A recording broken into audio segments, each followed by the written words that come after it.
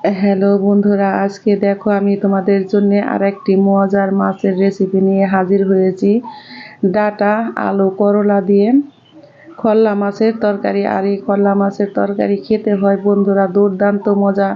বাংলাদেশে তো আমি জানি প্রায় সকলেরই এই মাছটা পছন্দ, কারণ এই মাছটা খেতে অনেক মজা। তোমরা এই মাছটাকে কে কোন নামে চিনো আমাকে তা কমেন্ট বক্সে জানাবে। দেখতেই পারছো যে এই গরমে খুবই অল্প মশলা দিয়ে আমি আজকে মাছের তরকারি রান্না করে দেখাবো।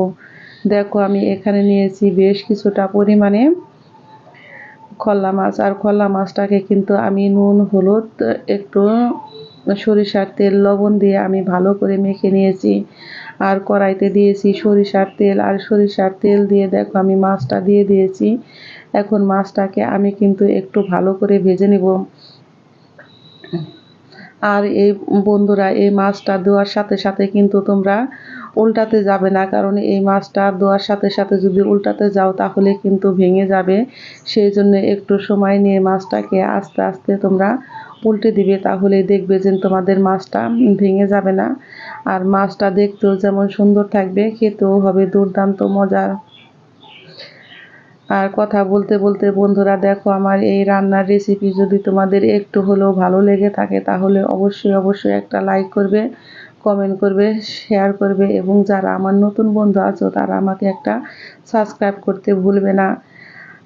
আমার মাছ ভাজা হয়ে গেছে, আমি এখন মাছগুলোকে উঠিয়ে নিয়েছি। এখন মাছ ভাজা তেলের মধ্যে দেখো আমি দিয়ে দিয়েছি অল্প পরিমাণে একটু গোটা জিরে, আর দিয়েছি অল্প পরিমাণে একটু ছোট রাঁধুনি, বাকি ছোট সস।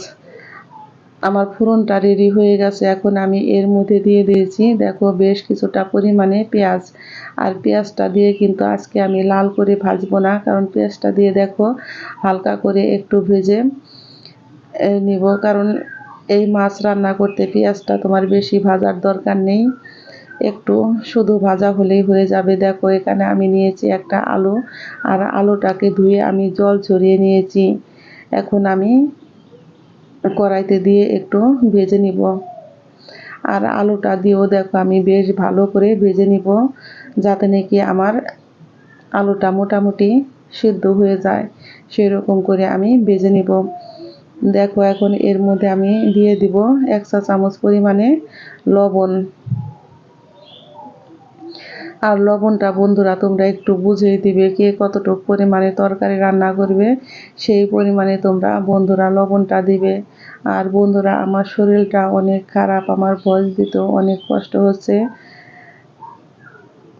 আমি এখানে দিয়ে দিব সিদ্ধ করে রাখা ডাঁটা। আর আমাদের এই জায়গায় বন্ধুরা ডাঁটাটা বেশি ভালো পাওয়া যায় না, কারণ ডাঁটাটা যেন কেমন লাগে, কিন্তু তারপরেও খেতে মন চায়। সেই জন্য দেখো ডাঁটাটা আমি সিদ্ধ করে বিষাক্ত জলটা ফেলে দিয়েছি। আর এখন কিন্তু এইভাবে রান্না করলে কিন্তু ডাঁটাটা খেতেও হয় দুর্দান্ত মজার।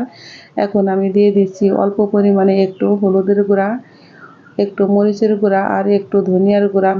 এখন সমস্ত মশলা দিয়ে বন্ধুরা দেখো আমি একটু ভালো করে ভেজে নিব। আমার দেখো ভাজাটা রেডি হয়ে গেছে। এখন আমি এর মধ্যে দিয়ে দিব জল। জল দিয়ে আমি অন্তত পক্ষে 7 থেকে 8 মিনিট বন্ধুরা রান্না করে নেব। দেখো বন্ধুরা আমি 7 থেকে 8 মিনিট পর ফিরছি। এখন এর মধ্যে দিয়ে দিয়েছি 4টা কাঁচা লঙ্কা। আর তোমরা ঝালটা একটু বুঝেই খাবে, কারণ কে কীরকম ঝাল খাও, যদি বেশি খাও তাহলে লঙ্কার পরিমাণটা একটু বেশি দিবে, আর যদি কম খাও তাহলে একটু কমই দিবে। দেখো আমি আরেক চুলায় ভেজে নিয়েছি একটা উচ্ছে, বাকি করলা। কারণ এইভাবে যদি তোমরা তরকারিতে একটু ভেজে দাও বন্ধুরা তাহলে কিন্তু তিতা লাগবে না, আর তরকারিটা খেতেও হয় দুর্দান্ত মজা। দেখো আমি করলাটা কখন দিব আর কিভাবে দিব, তোমরা যদি এই রেসিপিটা ফলো করে রান্না করো তাহলে বন্ধুরা আমি জানি তরকারিটা খেতে হবে দুর্দান্ত মজার।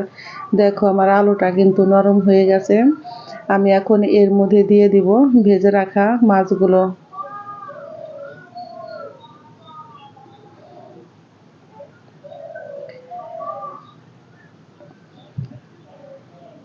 আর ভেজে রাখা মাছগুলো দিয়ে আমি আবারও তরকারিটা রান্না করে নিব অন্তত পক্ষে 4 থেকে 5 মিনিট। আর মাছটাকে দেখো আমি খুবই আস্তে আস্তে তরকারির মধ্যে একটু নেড়ে দিচ্ছি, কারণ বন্ধুরা আমি যদি একটু তরকারিটা একটু নেড়ে না দিই তাহলে কিন্তু মাছটা সিদ্ধ হবে না, আর মাছের গায়েও কিন্তু মশলাটা ঢুকবে না।